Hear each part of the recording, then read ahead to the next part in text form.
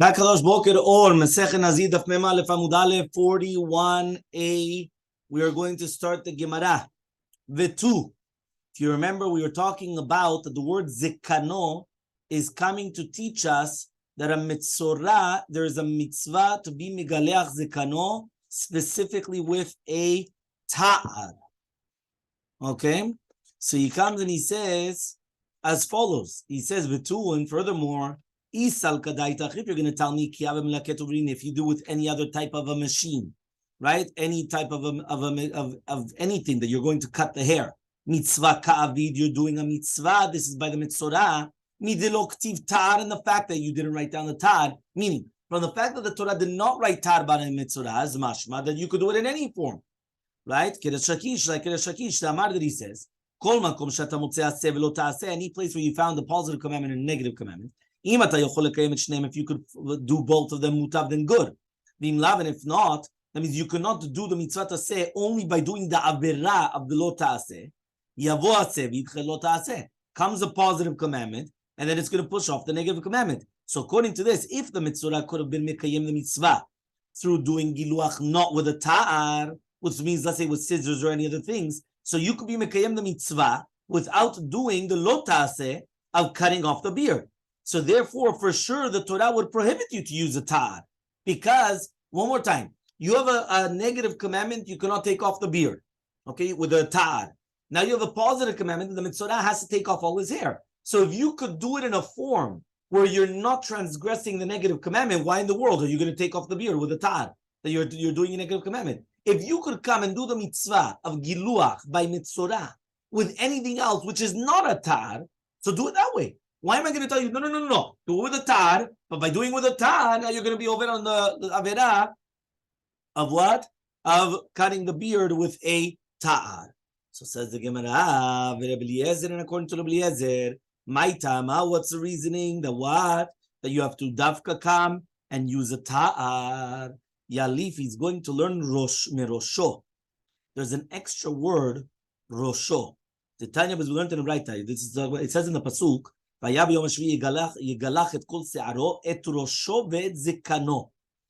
when it comes over there, Rosho is extra. Because when I come and I'm going to tell you, you have to shave.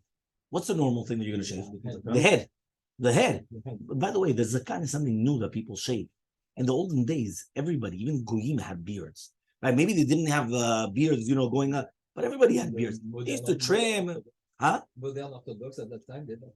No, but everybody, think about it. I'm saying this is all something new. You understand the entire concept of, you understand, it was, the majority of people had. But Rosho was Ragil.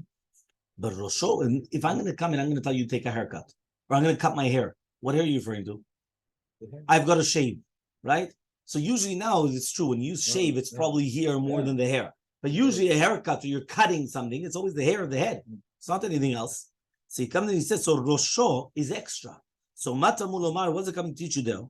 Lefish ne'emar gabe Nazir, but since it says by Nazir, talo yavor rosho, yacholaf Nazir mitzora ken. If it's telling you that what is it coming to teach you?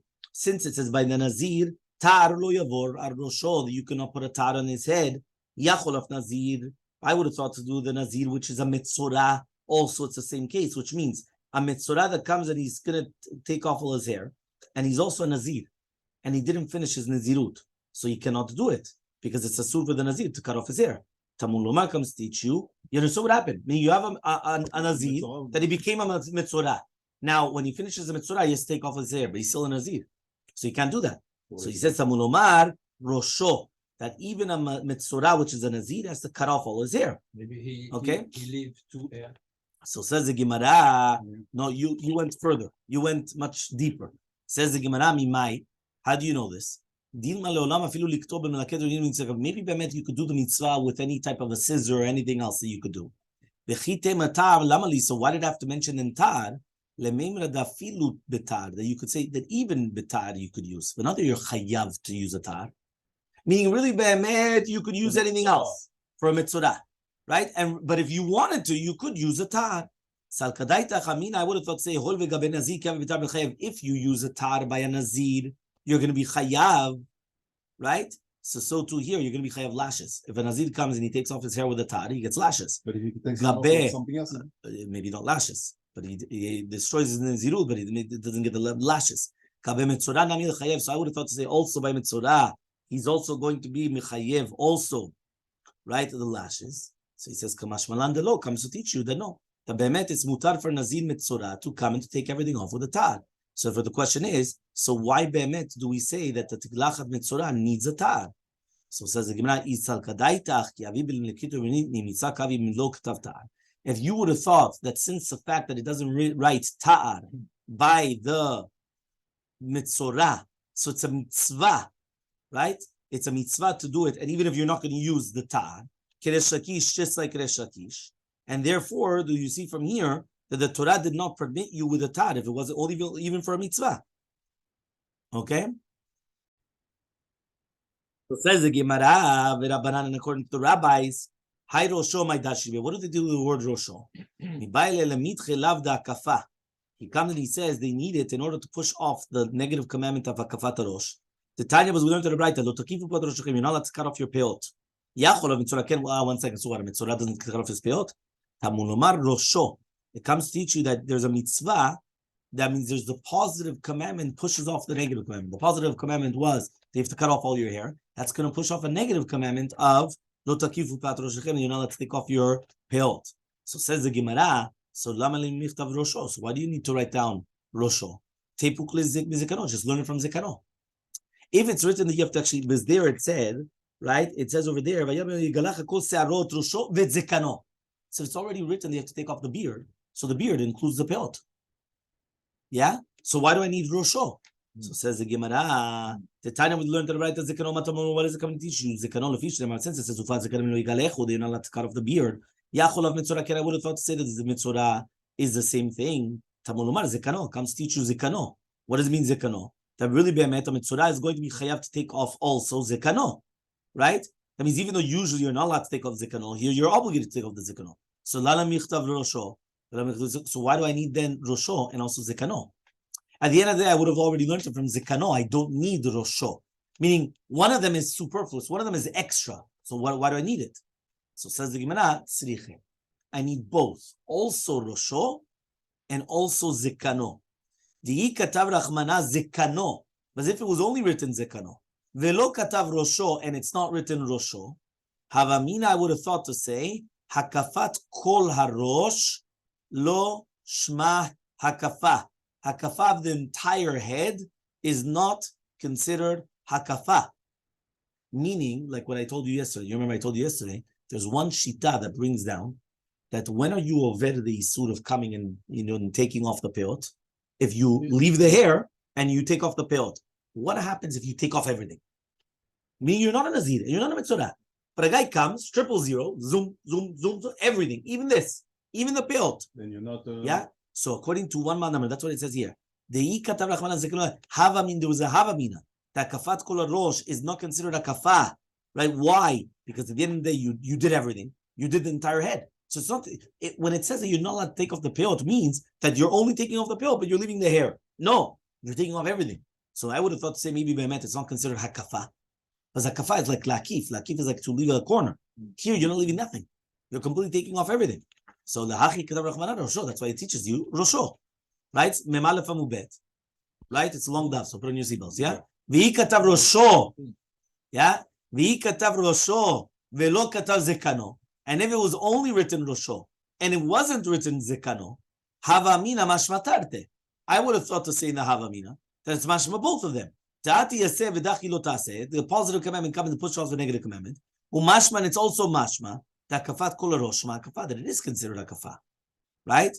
So he comes and he says that means basically we have two things. Number one, the fact that the Torah to teach you that the Mitzorah has to take off the head of his hair.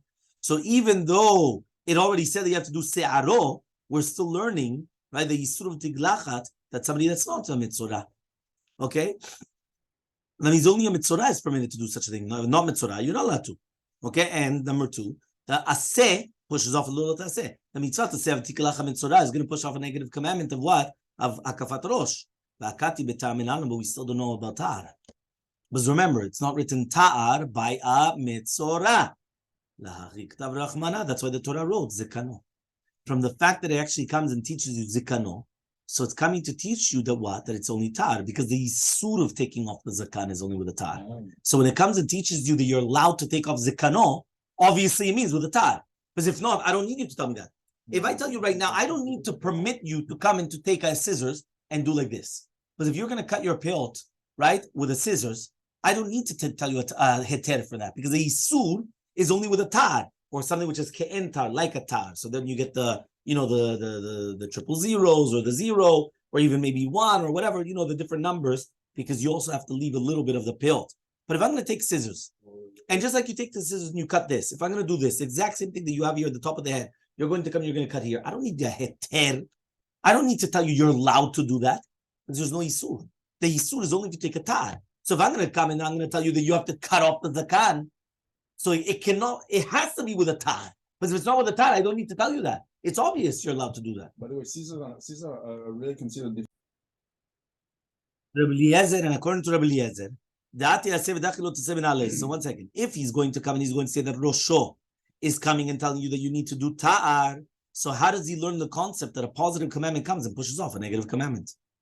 So he says, why? Because if you're going to tell me now, until now, we wanted to say maybe that a positive pushes off a negative, the positive, the mitzvah, pushes off the negative, right? Of lo takifu pat roshechem. But if he's going to come and he's going to be doresh the milah rosho, that you need a ta'ar, so how do you know then that a positive pushes off a negative? Okay, so he comes and he says, Yalif, he learns it from tzitzit. It says gedilim, Yalif migdilim. Tilim is the tzitziot. The time was learned that right to lo tilba sha'anes. You're not allowed to come and you're not allowed to put on sha'anes. Okay, and then membet amudale 42a hagdilim ta'selach mehem. However, though you're allowed to come and you're allowed to do the tzitziot from sha'anes, which means you're allowed to put tzitziot of tzemer, of wool, on a beged pishtan, on a linen clothing, right? Of arba konvot. So you see from here, which one? Only kohanim, no? No, well, 1 second. So he comes and he says, so you see from here, there's a mitzvat aseh of tzitzit, pushes off a negative commandment of sha'anes. And therefore he says that even though en aseh dochel ot aseh, only when you could do both of them, and in tzitzit you could do both of them, make them both out of linen or both out of wool, and you could be making them mitzvah tzitzit without being over an isur. Nevertheless, since subtil techelet is chayav to be with tzemen, so you cannot be mekayem the mitzvah bishlemut in a beged of pishtan without to push off meaning the petil techelet has to be out of the sha'nez. So therefore, obviously nowadays we don't have this, but obviously again, right, you have the concept that you do have a positive commandment pushing off a negative commandment. Have a wonderful day.